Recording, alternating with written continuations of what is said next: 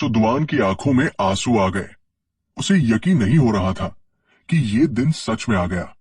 Chairman, सच में मैं समझ नहीं पा रहा कि क्या कहूं। उसकी आवाज कांप गई। हम समझौते पर पहुंच चुके हैं।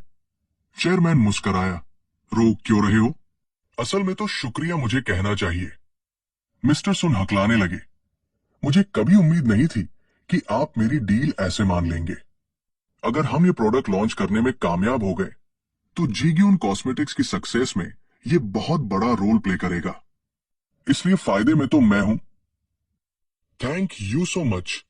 मैं पूरी कोशिश करूंगा कि बेस्ट प्रोडक्ट बनाऊं। सुदवान ने गंभीरता से मंग से हाथ मिलाया और शुक्रिया कहा। हाँ, ध्यान रखना, आराम से लौटो। मंग ने आसमान और जमीन की तरफ देखा। मौसम तो जबरदस्त है, वॉक पर चलूं? मियाम रास्ते पर चल ही रहा था कि फोन बज उठा। हेलो। दूसरी तरफ से गुस्से में आवाज आई। ये किम सिंगॉन है। बोलो, तुम्हारी हिम्मत कैसे हुई मुझे फायर करने की? मियाम ने शांत लहजे में कहा। मैंने पहले ही कहा था कि तुम्हें निकाल दूंगा। मैंने कुछ गलत किया क्या? क्या तुम्हें लगता है कि फैक्ट्री मेरे बिना चल सकती है? फैक्ट्री मेरे बिना कुछ भी नहीं। किम सांडुन ने गुस्से में फोन जोर से पकड़ा। मियाम ने ठंडे अंदाज में जवाब दिया। चाहे तुमने इसे बनाया हो, लेकिन मैं नहीं मानता कि तुम इतने जरूरी हो कि बिना तुम्हारे फैक्ट्री नहीं चलेगी। जल्दी से अपना सामान समेटो। मंग ने सीरियस फेस बनाते हुए कहा। सुनो चेयरमैन चान, तुम ऐसे ही छोड़ दोगे? संगिन ने फोन जोर से पकड़ लिया। गुस्सा दिख रहा था। मुझे कुछ नहीं कहना, मैं कॉल काट रहा हूं। नहीं चेयरमैन, संगिन ने मुझे ऐसे करने को कहा था। मैंने कुछ गलत नहीं किया। अगर मुझसे ज्यादा पावरफुल कोई मुझे कुछ करने को कहे तो मैं क्या करूं? किम सांडुन की आवाज अब चिंता में बदल गई। ठीक है, मुझे पता है कि इसके पीछे कोई और है। मियाम सोच में पड़ गया। मिस्टर किम, जब तुम्हें मेरे और मेरे भाई के बीच फैसला लेना था, तुमने मेरे भाई को चुना था।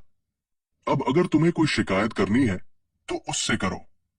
मैं समझता हूं कि तुम्हें अपनी जॉब बचानी थी, लेकिन अगर तुमने ऐसे ही गेम खेलते रहे तो क्या होगा अगर चांद संगी ने भी तुम्हें छोड़ दिया? तुम्हें तो पहले ही कोई स्ट्रॉन्ग सपोर्ट ढूंढ लेना चाहिए था। कल सुबह जब मैं ऑफिस आऊं तब तुम्हारा चेहरा न देखूं, या फिर सबके सामने तुम्हें बाहर निकाल दूं। एक कैफे में दो लड़कियां बातचीत कर रही थी। काम नहीं किया, उसने तुरंत कॉल काट दिया।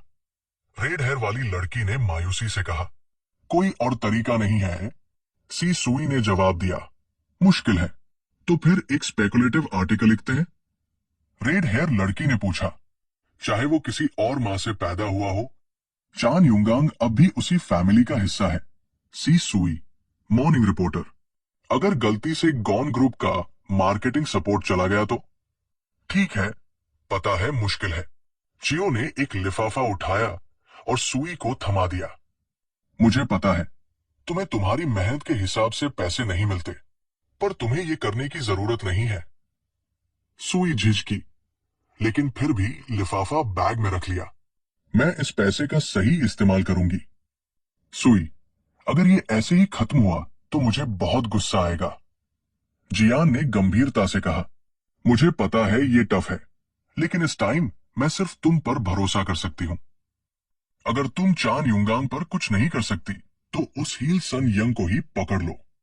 चेयरमैन ठीक है। हाँ, वो अब भी अपने पीक पर है, बल्कि पहले से ज्यादा एनर्जी से भरे हुए लगते हैं। मिनोंग अपने पिता के साथ पार्क में टहल रहा था। वो अपने पिता के साथ काफी देर से टहल रहा था तो उसने मुड़कर पूछा, पापा, पैर दुख रहे हैं? थोड़ा ब्रेक ले? होडोक ने सिर हिलाया। ताजी हवा में गहरी सांस लेते हुए बोले, कोई बात नहीं, कभी कभी चलना जरूरी होता है। तुम कैसे हो? मैं ये वो पढ़ रहा हूं। होडोक हल्का सा मुस्कुराए। मुझे यकीन है कि तुमने सिर्फ वॉक के लिए मुझे कॉल नहीं किया। मियांग ने सीधा जवाब दिया, पापा, दूसरी संतान और बड़े भाई की वाइफ बड़े भाई को टारगेट कर रहे हैं। होडो कुछ नहीं बोले, बस चुपचाप सोच में डूब गए। लगता है अब मुझे बैठना पड़ेगा। वो पास की बेंच पर धीरे से जाकर बैठे। डिटेल में बताओ, मंग ने शांत आवाज में बताया, भाभी स्टेट की पावर का यूज करके उनके बिजनेस की इन्वेस्टिगेशन शुरू करवाने वाली है। ये सुनते ही होडो के जबड़े भिंच गए। वो कमीना, उनका गुस्सा साफ दिख रहा था। मंग खामोश रहा, उसकी नजरें दूर कहीं खोई हुई थी। लाचार सी, तुम्हारा बड़ा भाई ऐसी चीज झेल नहीं पाएगा, वो कायर है। होडोक बोले, उनकी आवाज सख्त थी। इसका अंजाम उसके लिए बहुत बुरा होगा। मियांग उनके जवाब का इंतजार करने लगा। मान लो, अगर मैं इस बार दखल देता हूं तो क्या तुम्हें लगता है कि ऐसा दोबारा नहीं होगा? होडोक ने गहरी सांस ली, क्योंकि ये सब मेरे ही बच्चे हैं। अगर मैं बड़े को बचाऊंगा तो छोटा मरेगा, और अगर छोटे को बचाऊंगा तो बड़ा मरेगा। फिर अचानक उन्होंने अपने सबसे छोटे बेटे की तरफ देखा। जब चीफ दुन तक को यह बात पता नहीं चली तो तुम्हें कैसे पता चला? मंग एक पल के लिए अचंभित रह गया। उसे समझ नहीं आया कि इसका जवाब कैसे दे। लेकिन इससे पहले कि वो कुछ कहता, होडोक ने तुरंत टॉपिक बदल दिया। उन्होंने मंग की तारीफ करते हुए कहा, इससे तो साफ है कि तुम्हारी खुद की ऑर्गेनाइजेशन है, और सच कहूं तो ये चीफ दुन की ऑर्गेनाइजेशन से भी ज्यादा इफेक्टिव है। पापा, ऐसे डरावने चेहरे के साथ मुझसे ये सब मत पूछिए। मियांग के माथे पर पसीना आ गया। वो थोड़ी परेशानी में बोला, मैं बस आपसे मिलने आया था, प्लीज इसे छोड़ सकते हैं? होडोक भड़क गए। वो एक कमीने, मिलने आया था? हाँ, तो फिर तुमने चीफ दुन को मेरे पास भेजा, खुद क्यों नहीं आए? होडोक ने गहरी नजरें गड़ाते हुए पूछा। पापा, अगर आप ऐसी डरावनी बातें करते रहेंगे तो। मियांग हंस पड़ा, थोड़ा अजीब सा महसूस करते हुए सिर खुजलाने लगा। मैंने कुछ डरावना कहा क्या? खैर, मियांग रुक गया। आपको तो खुश होना चाहिए कि सक्सेशन रेस में से एक कैंडिडेट हटने वाला है। अगर मैं यही चाहता तो तुमसे बात करने नहीं आता, होडोक ने जवाब दिया। लालच, तुम्हें और लालची बनना चाहिए। मंग चुप रहा, कोई जवाब नहीं दिया। ऐसा मत दिखाओ जैसे तुम्हें कुछ नहीं पता। होडोक ने गहरी नजरों से घूरा, जैसे वो उसे एक्सपोज कर रहे हों। मियांग ने लंबी सांस ली। मैं इस तरह की चीजें नहीं करना चाहता।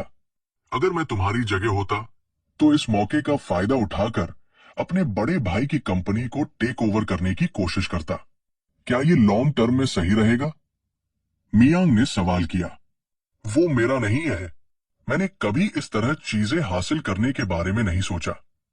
तुम इतने जिद्दी क्यों हो? होडोक ने भौहें चढ़ाई। ठीक है, फिर अपनी मर्जी करो। अपने बड़े भाई को बचाओ और अपने छोटे भाई के साथ कुछ नया बनाओ। उन्होंने अपने हाथ फैलाए और खड़े हो गए। तो इसी वजह से तुमने चीफ दुन को मेरे पास भेजा, क्योंकि तुम्हें लगा कि तुम नुकसान में हो? फिर अचानक वो रुके और सोचने लगे। क्या कहते हैं आजकल के लड़के? हाँ, चीट कोड। उन्होंने हल्की मुस्कान के साथ कहा, मैं तुम्हें एक चीट कोड दूंगा। इसके लिए तो मैं हमेशा ग्रेटफुल रहूंगा।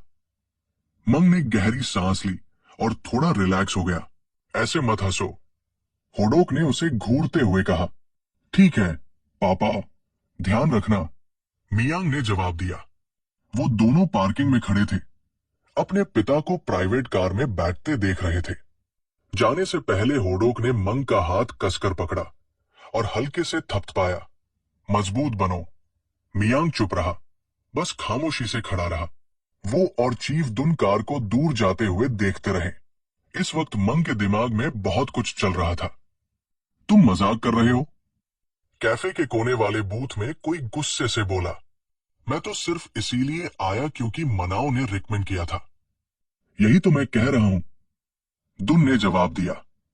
वैसे भी मनाओ ने तुम्हें इंट्रोड्यूस किया है तो हमें ट्रस्ट करना चाहिए।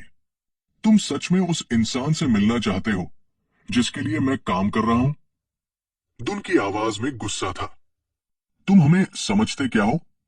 देखो, मुझे समझ में आता है, तुम पहले डेविल्स सोसाइटी का मेंबर थे, लेकिन अब मैं 6 लोगों के परिवार का पिता हूं। अगर चीजें बिगड़ी तो मुझे थोड़ी देर के लिए जेल जाना पड़ेगा, पर मैं ये उन बच्चों के लिए नहीं करना चाहता जो मुझ पर भरोसा करते हैं।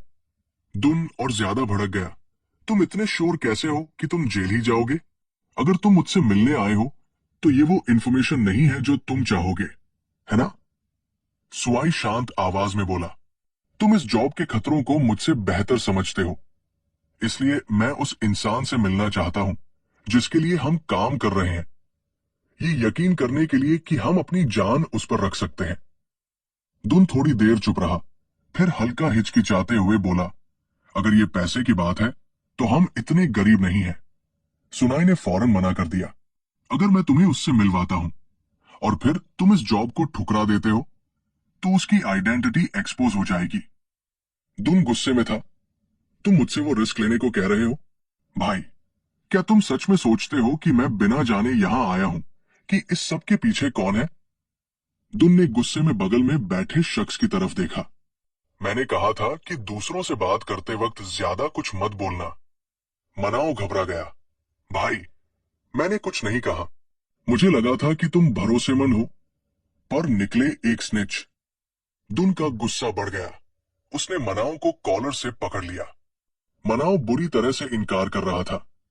मैंने कुछ नहीं किया, चीफ दुन। तभी सुनाई ने शांत स्वर में कहा, मनाओ मेरा सीनियर है। इस बार दुन सच में डर गया। क्या? चीफ दुन, सुनाई ने आगे बताया, जो लोग बड़े बेटे के लिए काम करते हैं वो सभी एक्स पुलिस इंटेलिजेंस वाले हैं, और जो लोग दूसरे बेटे के लिए काम करते हैं वो एक्स मिलिट्री इंटेलिजेंस से हैं, क्योंकि ये एक कॉन्ग्लोमेरेट के वारिस है। मामला बहुत कॉम्प्लिकेटेड है, यहां तक कि चेयरमैन कोंगसी ने भी कुछ एक्स नेशनल इंटेलिजेंस एजेंट्स को हायर कर रखा है। तुमने इतनी गहरी इन्वेस्टिगेशन कर डाली? दुन ने सवाल किया। इन्वेस्टिगेट करने की जरूरत ही नहीं थी, ये बात तो वैसे भी सामने आ जाती। सुनाई रुका, फिर बोला, जिस इंसान के लिए तुम काम कर रहे हो, अगर कुछ महीने पहले की बात होती तो मैं इसे तुरंत मना कर देता। उसने कॉफी का सिप लिया। दुन का गुस्सा बढ़ रहा था। क्या मतलब? सुआई ने कॉफी का कप टेबल पर रखा और जवाब दिया, उसके हालिया एक्शंस को देखकर लगता है कि उसके साथ कुछ हुआ है। मुझे खुद देखना होगा कि वो किस तरह का इंसान है। संगी सिर पकड़कर सोचने लगा, क्यों? आखिर वो कमीना ही क्यों? मैंने सब कुछ किया उसी बेवकूफ भाई की देखभाल की, और अब वही मुझे कुचल रहा है। जितना ज्यादा संगी सोचता उतना ही ज्यादा गुस्से में भर जाता।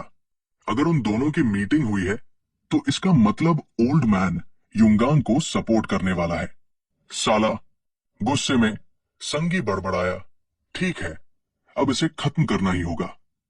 मैंने कभी नहीं सोचा था कि तुम मुझे अपने घर बुलाओगे। मैंने सुना कि तुम मुझसे ऑफिस में नहीं बल्कि पर्सनली मिलना चाहते थे। मंग और सुनाई आमने सामने बैठे थे। हाँ, मैं तुम्हारी आंखों में देखना चाहता हूं, चेयरमैन। मेरी आंखें? मियांग थोड़ा हैरान हुआ। सुआई उसकी उलझन समझ गया और बोला, आंखों में राज छुपाना मुश्किल होता है। हालांकि कुछ लोग इसे छुपा सकते हैं, लेकिन ये वो हिस्सा है जिसे इंसान खुद कंट्रोल नहीं कर सकता। मियांग मुस्कुराया, तो फिर मेरी आंखों में क्या दिखा तुम्हें? सुनाई ने हल्की भौं चढ़ाई और मंग चुपचाप जवाब का इंतजार करने लगा। मुझे लगता है तुमसे मिलना सही फैसला था। सुआई ने हल्की मुस्कान के साथ कहा, अच्छा है फिर। मियांग ने आराम से चाय की चुस्की ली। मैं सोच रहा था, तुम्हें इंफॉर्मेशन ऑर्गेनाइजेशन की जरूरत क्यों पड़ी? मैं गोन ग्रुप को उस तरह विकसित करना चाहता हूं जैसा पहले किसी ने नहीं किया। एक ऐसा कॉन्ग्लोमरेट जिसे सिर्फ टॉप 5% लोग नहीं बल्कि हर कोई गर्व से देखे। क्या यह मुमकिन भी है? सुआई को समझ नहीं आया। आसान नहीं होगा। हमें कई बार लग्जरी को छोड़ना पड़ेगा, और यह प्रक्रिया बहुत सारे लोगों को नाराज भी करेगी। मियांग ने गंभीरता से कहा, इसीलिए मुझे एक ऑर्गेनाइजेशन चाहिए जो इस लड़ाई में मेरा साथ दे सके। जाहिर है, कुछ मामलों में हमें गैर कानूनी तरीकों का भी इस्तेमाल करना पड़ेगा। डन ने ध्यान से कहा, मैंने इस बारे में सोचा है, लेकिन मैंने सुना है कि तुम पहले से बहुत बदल चुके हो, तो डर है कि तुम वापस वैसे ना बन जाओ जैसे पहले थे। यह सुनकर मियांग मुस्कुराया और सिर हिलाया। मैं समझता हूं, ये एक ऐसा अतीत है जिसे मैं खुद भी भूलना चाहता हूं। मियांग ने सुआई की आंखों में देखते हुए वादा किया, चिंता मत करो, मैं फिर से वो इंसान नहीं बनूंगा जो पहले था। मैं तुम्हें इसका भरोसा दिलाता हूं। हाँ, तुम्हारी आंखों में देखकर लगता है कि तुम सच कह रहे हो। चेयरमैन, तो क्या तुम्हारी कोई शर्त है यहां काम करने के लिए? मियांग ने पूछा। मेरे परिवार में कुल 7 लोग हैं। खर्च सालाना 1 अरब तक जा सकता है। सुआई ने झिझकते हुए कहा, ठीक है, मुझे कोई आपत्ति नहीं। मियांग ने तुरंत हामी भर दी। तुम कब से काम शुरू कर सकते हो? माफ करना चेयरमैन, ये हम अभी तय नहीं कर सकते। सुआई ने अफसोस जताते हुए कहा। ऐसा है? मियांग ने थोड़ा हैरानी से जवाब दिया। सुआई की हिचकिचाहट देख डन चिढ़ गया। शायद उसका मन कर रहा था कि वो उसे कॉलर से पकड़ ले, लेकिन सुआई को कुछ और ही करना था। मुझे अभी जाना होगा। मियांग उठकर इधर उधर टहलने लगा। हालांकि वो इंसान मुझे खास पसंद नहीं, लेकिन अगर उसे ऐसे ही छोड़ दूं तो वो मर जाएगा। काश मैं उसे बचा सकता, लेकिन हमारे पास ज्यादा वक्त नहीं है। सुआई चुपचाप सुनता रहा, गहरी सोच में डूबा। तो चेयरमैन, क्या आप मुझसे कुछ और पूछना चाहते हैं? चीफ डन पर मुझे भरोसा है। मियांग ने सहजता से डन के कंधे पर दोस्ताना अंदाज में हाथ रखा। मुझे उसके फैसलों पर यकीन है। अगर वो किसी चीज को लेकर दृढ़ निश्चय करता है, तो इसका मतलब है कि वो सही है। मुझे पता है कि वो मेरा समर्थन करेगा, क्योंकि मैं एक ऐसे रास्ते पर चलने जा रहा हूं जिस पर पहले कोई नहीं चला। इस सफर में मुझे तुम्हारी जरूरत है, हैंग सुआई। मुझे चाहिए कि तुम मेरी आंखें और कान बनो। मियांग को उम्मीद थी कि सुआई हमेशा उसके इस करियर पथ पर उसका समर्थन करेगा। सुनेई साइज, अगर तुम्हें किसी को बचाने की जल्दी है तो तुम्हें क्या चाहिए? सुने मियांग की टेंशन समझते हुए डायरेक्ट पूछता है, तो तुम मेरे लिए काम करने के लिए तैयार हो? सुने स्माइल करता है, अगर मैं तुम्हारे लिए काम नहीं चुनता तो और कहां जाऊंगा? ऐसा कोई डेविल कहां मिलेगा जिस पर मैं भरोसा कर सकूं? मियांग सुने को देखकर सैटिस्फाइड एक्सप्रेशन देता है। चेयरमैन होडक के प्राइवेट रेजिडेंस में चीफ डन और चेयरमैन स्टडी में बैठे होते हैं। मुझे माफ करिए चेयरमैन, ये थोड़ा अजीब है कि मुझे मियांग से लेट ये खबर मिली। शायद मैंने सबसे छोटे बेटे की इंफॉर्मेशन गैदरिंग एबिलिटीज को अंडर एस्टिमेट कर दिया था। होडक शांत होकर चाय की सिप लेते हैं। ये कोई ऐसी बात नहीं है जिस पर डांट पड़े। रिलैक्स करो और चाय पियो। अगर दूसरे बेटे को पता चला कि तुमने सबसे छोटे बेटे से मुलाकात की है, तो वो और ज्यादा लालची हो जाएगा और उसकी यही लालच हम पर अटैक करेगी।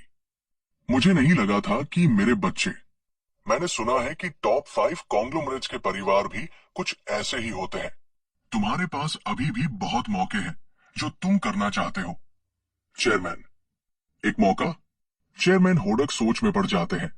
जब कल मैंने सबसे छोटे बेटे से बात की, तो ऐसा लगा जैसे भगवान ने मुझे आखिरी बार कुछ करने का एक मौका दिया हो। तुम्हें उस लड़के की आंखों में देखना चाहिए था जब उसने कहा कि उसे जरा भी लालच नहीं है। चीफ डन आगे बढ़ते हैं। अगर वही इंफॉर्मेशन उसके पास थी जो मेरे पास नहीं थी, तो हम उसे हल्के में नहीं ले सकते।